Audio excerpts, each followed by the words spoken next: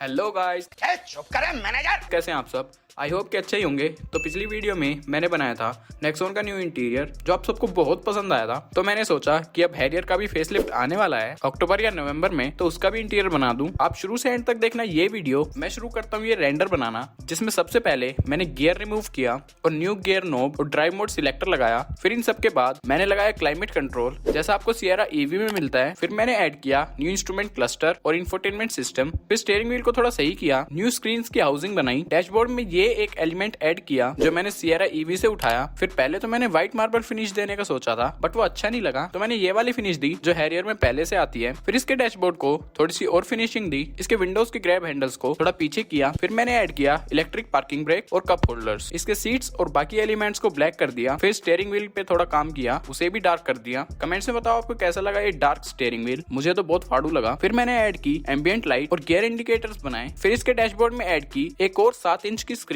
Passenger के लिए, ताकि वो कार में यूट्यूब चला सके और हमारी वीडियो देख सके। पता नहीं ये स्क्रीन नेक्सॉन में आएगी कि नहीं, क्योंकि अगर यहाँ स्क्रीन आ गई तो हॉर्न कहाँ से बजेगा।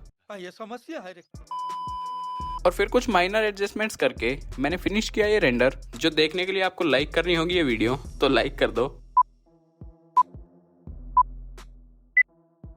आई होप कि आपने लाइक कर दी होगी ये वीडियो। ये रहा फाइनल रेंडर।